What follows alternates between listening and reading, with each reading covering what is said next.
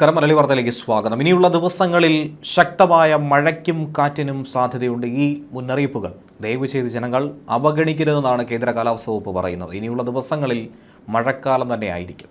ബംഗാൾ ഉൾക്കടലിലെ വടക്കു പടിഞ്ഞാറൻ ഭാഗത്ത് രൂപം കൊണ്ട ന്യൂനമർദ്ദത്തിൻ്റെ സ്വാധീന ഫലത്താലാണ് ഇനിയുള്ള ദിവസങ്ങളിൽ കേരളത്തിലെ പല ജില്ലകളിലുമായി കനത്ത മഴയ്ക്ക് സാധ്യതയുള്ളതെന്നാണ് പറഞ്ഞിരിക്കുന്നത്. ഇതിനെ തുടർന്ന് വിവിധ ജില്ലകളിൽ യെല്ലോ അലർട്ട് കേന്ദ്ര കാലാവസ്ഥാ വകുപ്പ് പ്രഖ്യാപിച്ച് കഴിഞ്ഞിട്ടുണ്ട്. നിലവിൽ പ്രധാനമായും പറയുന്നത് ഇനിയുള്ള 3 മണിക്കൂറിൽ കേരളത്തിലെ പത്തനംതിട്ട, ഇടുക്കി ജില്ലകളിൽ ഒറ്റപ്പെട്ടയിടങ്ങളിൽ ശക്തമായ മഴയ്ക്ക് സാധ്യതയുണ്ടെന്നാണ് മുന്നറിയിപ്പ് നൽകിയിരിക്കുന്നത്. ഇതുകൂടാതെ ഇനി വരാനിരിക്കുന്ന ദിവസങ്ങൾ, പ്രത്യേകിച്ചും ഓഗസ്റ്റ് 26 മുതൽ 28 വരെയുള്ള തീയതികളിൽ ശക്തമായ മഴ പെയ്തിറങ്ങുമെന്നാണ് നിലവിൽ സൂചന നൽകിയിരിക്കുന്നത്. 24 മണിക്കൂറിനുള്ളിൽ 7 മില്ലിമീറ്റർ മുതൽ 11 മില്ലിമീറ്റർ വരെയുള്ള കനത്ത മഴ പെയ്യാൻ സാധ്യതയാണ് ഒരു ഭാഗത്ത് പറഞ്ഞിരിക്കുന്നത്. വടക്കൻ മധ്യ കേരളത്തിലായിരിക്കും ഏറ്റവും കൂടുതൽ മഴ ബാധിക്കുക. ഓഗസ്റ്റ് 26 ചൊവ്വാഴ്ച തൃശ്ശൂർ, കോഴിക്കോട്, മലപ്പുറം, വയനാട്, കണ്ണൂർ, കാസർഗോഡ് ജില്ലകളിൽ യെല്ലോ അലർട്ട് പ്രഖ്യാപിച്ചിട്ടുണ്ട്. ഓഗസ്റ്റ് 27 ബുധനാഴ്ച എറണാകുളം, തൃശ്ശൂർ, മലപ്പുറം, കോഴിക്കോട്, വയനാട്, കണ്ണൂർ, കാസർഗോഡ് എന്നീ ജില്ലകളിലും യെല്ലോ അലർട്ട് പ്രഖ്യാപിച്ചു കഴിഞ്ഞിരിക്കുകയാണ്. ഇതോടൊപ്പം 28 തീയതി കോഴിക്കോട്, വയനാട്, കണ്ണൂർ, കാസർഗോഡ് എന്നീ ജില്ലകളിലും യെല്ലോ അലർട്ട് പ്രഖ്യാപിച്ചിട്ടുണ്ട്.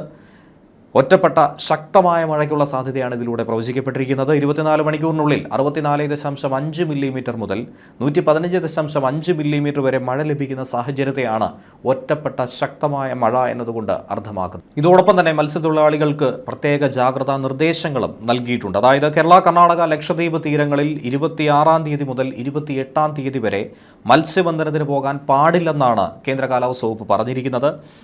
26 മുതൽ 28 വരെ കേരള, കർണാടക, ലക്ഷദ്വീപ് തീരത്ത് മണിക്കൂറിൽ 60 കിലോമീറ്റർ വരെ വേഗതയിൽ ശക്തമായ കാറ്റ് വീശിയടിക്കാൻ സാധ്യതയുണ്ട്. അത് അപകടത്തിന് വഴിയൊരുക്കുമെന്നും മോശം കാലാവസ്ഥയ്ക്ക് സാധ്യതയുണ്ടെന്നുമാണ് മുന്നറിയിപ്പ് നൽകിയിരിക്കുന്നത്. 24 തീയതി മധ്യ പടിഞ്ഞാറൻ അറബിക്കടൽ, അതിനോട് ചേർന്ന തെക്കു പടിഞ്ഞാറൻ അറബിക്കടൽ, വടക്കു പടിഞ്ഞാറൻ അറബിക്കടൽ എന്നിവിടങ്ങളിലാണ് മണിക്കൂറിൽ 65 കിലോമീറ്റർ വരെ കാറ്റ് വീശാൻ സാധ്യതയുള്ളത്.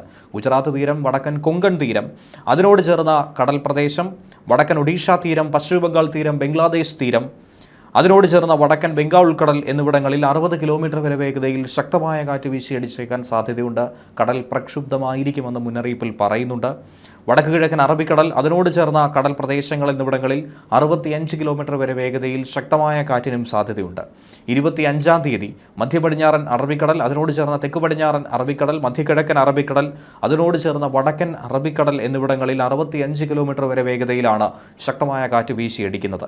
തെക്കൻ ഗുജറാത്ത് തീരം, വടക്കൻ കൊങ്കൺ തീരം, അതിനോട് ചേർന്ന വടക്ക് കിഴക്കൻ അറബിക്കടൽ, തെക്കൻ തമിഴ്നാട് തീരം, ഗൾഫ് ഓഫ് മാന്നാർ, കന്യാകുമാരി പ്രദേശം എന്നിവിടങ്ങളിൽ 60 കിലോമീറ്റർ വരെ വേഗതയിൽ ശക്തമായ കാറ്റ് വീശിയടിക്കാൻ സാധ്യതയുണ്ട്. അതുകൊണ്ട് തന്നെ ഈ പറഞ്ഞ പ്രദേശങ്ങളിൽ ഒരു കാരണവശാലും മത്സ്യബന്ധനത്തിന് പോകരുതെന്നും പ്രത്യേകമായി മുന്നറിയിപ്പ് നൽകുന്നുണ്ട്.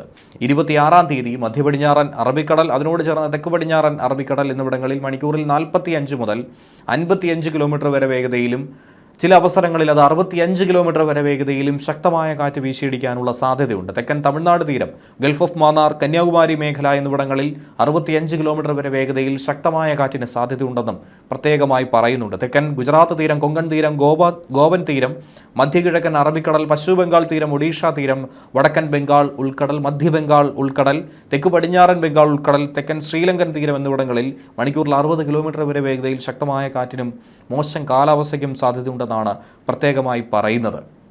ഈ പറഞ്ഞിരിക്കുന്ന തീയതികളിലും സമയങ്ങളിലും ഒരു കാരണവശാലും ഈ പ്രദേശങ്ങളിൽ മത്സ്യബന്ധനത്തിന് പോകരുതെന്നാണ് കേന്ദ്ര കാലാവസ്ഥാ വകുപ്പ് പ്രത്യേകമായി മത്സ്യത്തൊഴിലാളികളോട് പറഞ്ഞിരിക്കുന്നത്. ഇന്നാകട്ടെ തെക്കു കിഴക്കൻ അറബിക്കടൽ, മധ്യകിഴക്കൻ അറബിക്കടൽ, അതിനോട് ചേർന്ന വടക്ക് കിഴക്കൻ അറബിക്കടൽ, മധ്യ പടിഞ്ഞാറൻ അറബിക്കടൽ, ആന്ധ്രാപ്രദേശ്, തെക്കൻ ഒഡീഷ തീരങ്ങൾ, തെക്കൻ ബംഗാൾ ഉൾക്കടൽ, മധ്യ ബംഗാൾ ഉൾക്കടൽ, അതിനോട് ചേർന്ന വടക്ക് പടിഞ്ഞാറൻ ബംഗാൾ ഉൾക്കടൽ, ആൻഡമാൻ കടൽ, തമിഴ്നാട് തീരം, ഗൾഫ് ഓഫ് മാന്നാർ, കന്യാകുമാരി തീരം എന്നിവിടങ്ങളിൽ മണിക്കൂറിൽ 60 കിലോമീറ്റർ വരെ വേഗതയിൽ ശക്തമായ കാറ്റിനും അതുപോലെ മോശം കാലാവസ്ഥയ്ക്കും സാധ്യതയും പ്രവചിക്കപ്പെടുന്നുണ്ട്.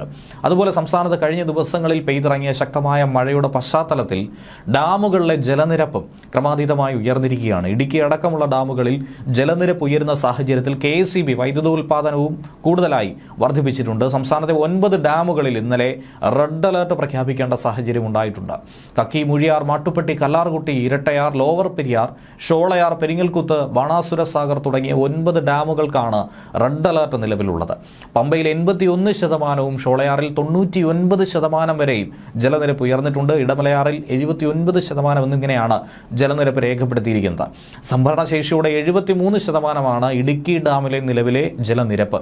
അതോടെ ഇടുക്കിയിൽ നിന്നും 7.748 ദശലക്ഷം യൂണിറ്റ് വൈദ്യുതി ഉൽപ്പാദിപ്പിക്കുന്നുണ്ട്. ശബരിഗിരിയിൽ 5.8879 ദശലക്ഷം യൂണിറ്റും മറ്റു ഡാമുകളിലും റൂട്ട് കർവ് പാലിച്ചുകൊണ്ട് ഉൽപ്പാദനം ക്രമീകരിച്ചു പോവുകയാണ്. മഴ ശക്തമായതോടെ സംസ്ഥാനത്തെ വൈദ്യുത ഉപഭോഗത്തിലും കാര്യമായ കുറവുണ്ടായിട്ടുണ്ട്. 82 ദശലക്ഷം യൂണിറ്റാണ് ഈ മാസത്തെ ഇതുവരെയുള്ള ഉയർന്ന പ്രതിദിന ഉപയോഗമെന്ന് പറയുന്നത്. കഴിഞ്ഞ ദിവസം എന്ന് പറയുന്നത് ഇത് 76 ദശലക്ഷം യൂണിറ്റിലേക്ക് താന്നിട്ടുണ്ടായിരുന്നു. അതിൽ 38.68 ദശലക്ഷം യൂണിറ്റും കേരളത്തിൽ ആഭ്യന്തരമായി തന്നെ ഉൽപ്പാദിപ്പിച്ചു എന്നുള്ളതാണ് ഏറ്റവും പ്രധാനപ്പെട്ട ഒരു കാര്യം. 38.12 ദശലക്ഷം യൂണിറ്റാണ് നമുക്ക് പുറത്തുനിന്ന് വാങ്ങേണ്ടി വന്നത്. പുറത്തുനിന്നും വില കൊടുത്ത് വാങ്ങുന്ന വൈദ്യുതിയേക്കാൾ കൂടുതൽ സംസ്ഥാനത്ത് തന്നെ ആഭ്യന്തരമായി ഉൽപ്പാദിപ്പിക്കാൻ നമുക്ക് കഴിഞ്ഞു എന്നുള്ളതാണ് ഏറ്റവും നല്ലൊരു കാര്യം. പീക്ക് സമയ പ്രതിദിന ആവശ്യകത നിലവിൽ 4000 മെഗാവാട്ടിൽ താഴെയുമാണ്. ശനിയാഴ്ച ഇത് 3800 മെഗാവാട്ടിലേക്ക് കടന്നിരുന്നു. ഇനി ഇതുവരെയുള്ള കാലവർഷത്തെക്കുറിച്ചൊന്ന് പറയുകയാണെങ്കിൽ മെയ് 24 മുതൽ ഓഗസ്റ്റ് 17 വരെയുള്ള കണക്കനുസരിച്ച് കണ്ണൂർ ജില്ലയിലാണ് ഏറ്റവും കൂടുതൽ മഴ പെയ്തത്. ഇറിഗേഷൻ ഡേറ്റ അനുസരിച്ച് 3306 മില്ലിമീറ്റർ മഴ പെയ്തിട്ടുണ്ട്. കാസർഗോഡ് 3303 മില്ലിമീറ്റർ മഴയും രേഖപ്പെടുത്തി. എറണാകുളം 2784 മില്ലിമീറ്റർ മഴ, കോഴിക്കോട് 2782, തൃശ്ശൂരിൽ 2450 എന്നിങ്ങനെയാണ് കണക്ക്.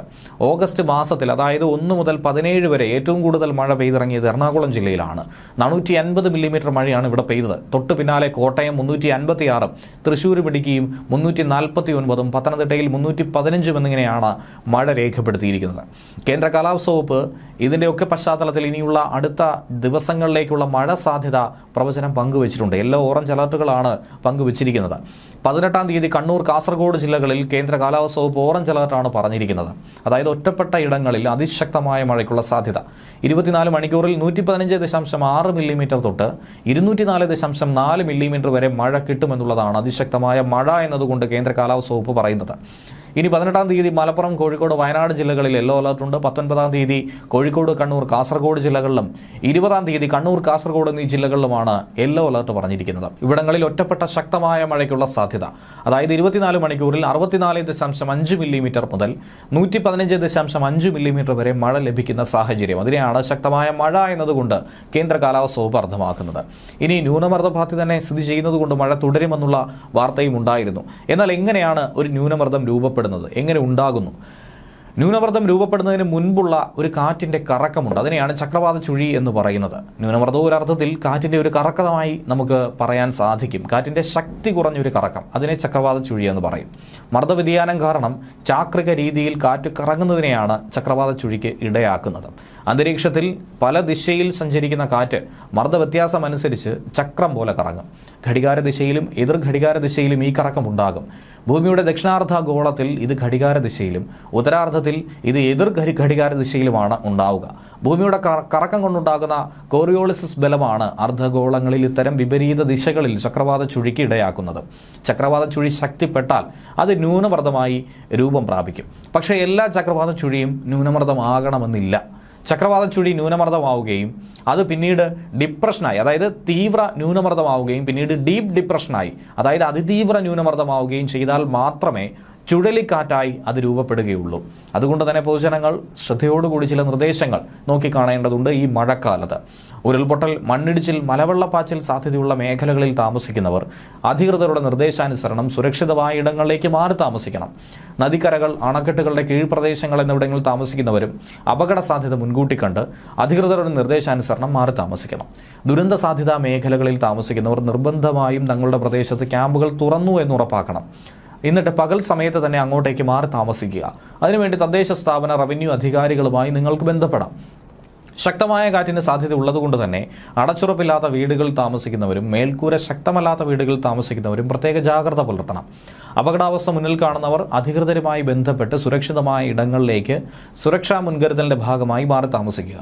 കാറ്റിൽ മരങ്ങൾ കടപുഴകി വീണും പോസ്റ്റുകൾ തകർന്നു വീണും ഉണ്ടാകാനിടയുള്ള അപകടങ്ങളെയും പ്രത്യേകം ശ്രദ്ധിക്കുക എന്നുള്ളതാണ് പ്രധാനപ്പെട്ട ഒരു കാര്യം.